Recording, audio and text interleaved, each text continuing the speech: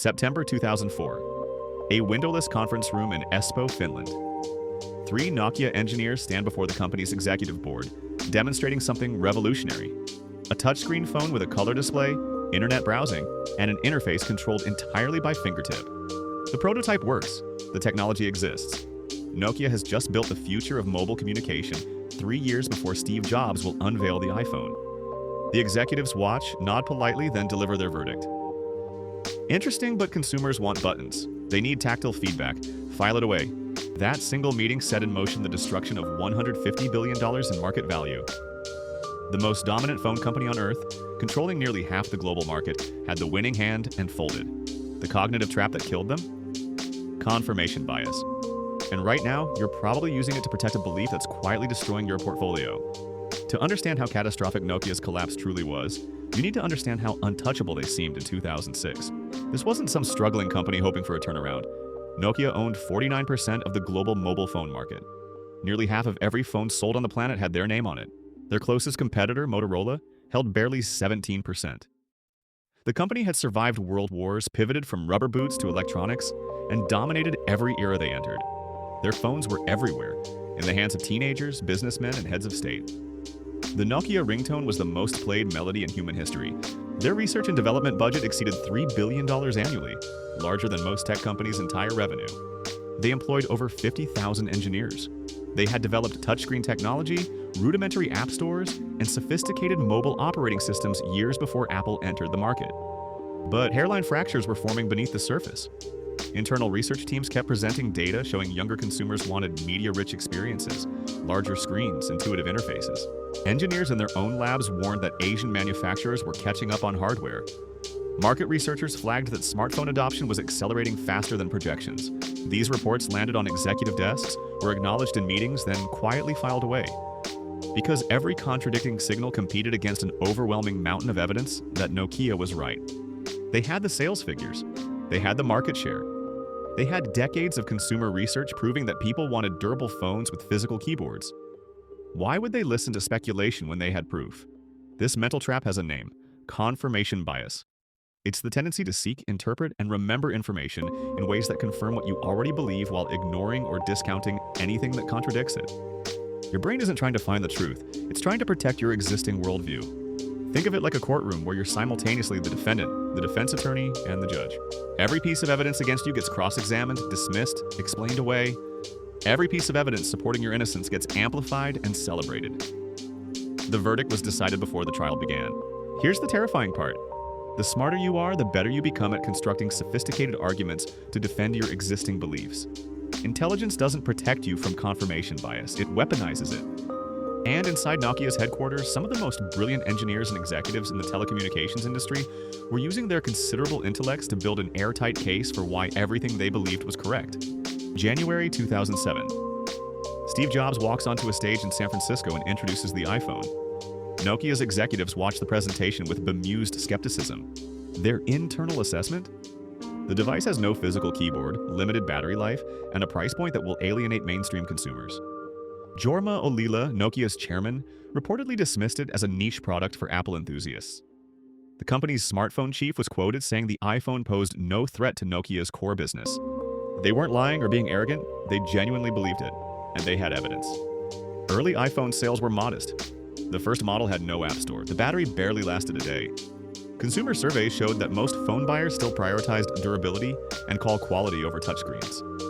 Nokia's teams compiled these data points into presentations that confirmed exactly what leadership wanted to hear. The iPhone was a premium toy, not a category killer. Meanwhile, something dangerous was happening that Nokia's confirmation bias prevented them from seeing. The smartphone market wasn't just growing, it was fundamentally transforming consumer expectations. Apple launched the App Store in 2008, and within months, developers had created tens of thousands of applications that turned the iPhone into a platform rather than just a phone. Nokia had similar technology. Their Symbian operating system supported third-party applications years earlier. But they never invested in making it accessible or attractive to developers because their data showed that consumers primarily used phones for calls and texts. They looked at how people used Nokia phones and concluded that's what people wanted, never considering that people might want something they'd never experienced. By 2010, the collapse accelerated with terrifying speed.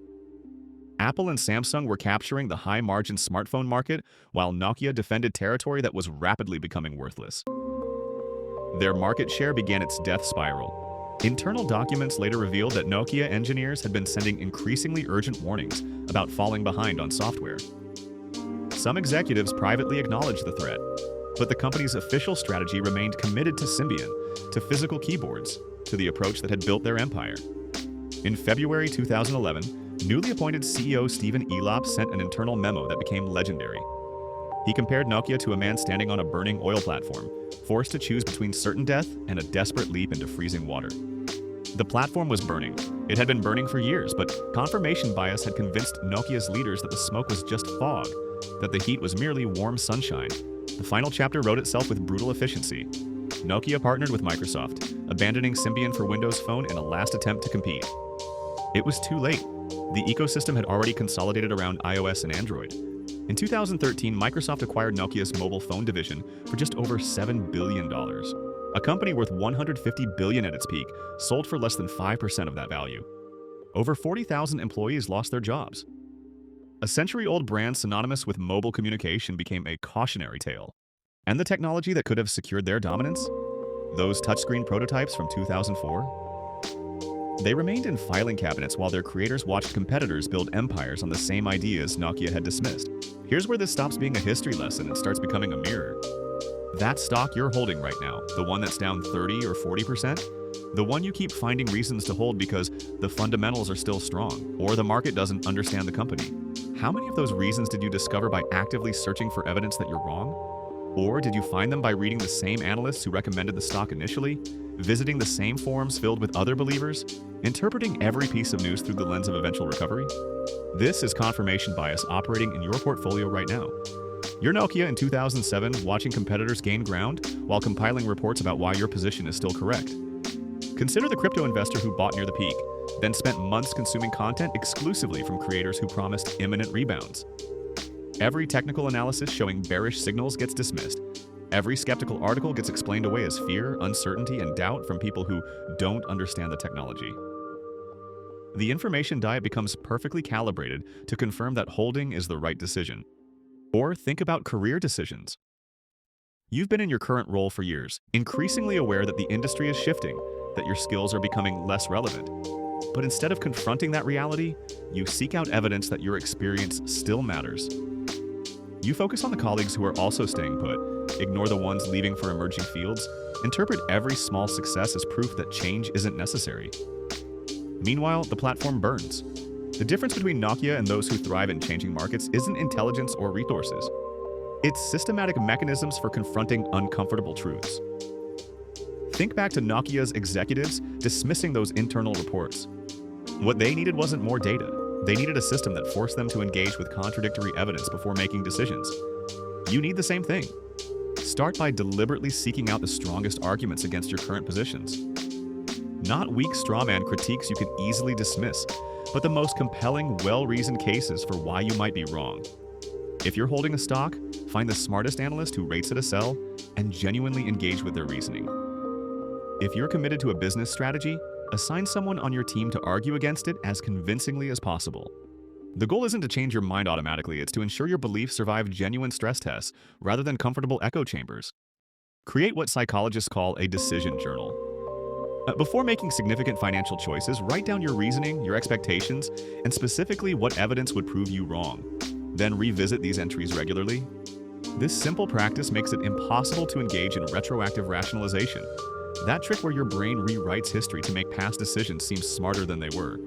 When you've explicitly documented that you expected a stock to recover within 6 months, and it hasn't, confirmation bias loses its power to reframe the narrative.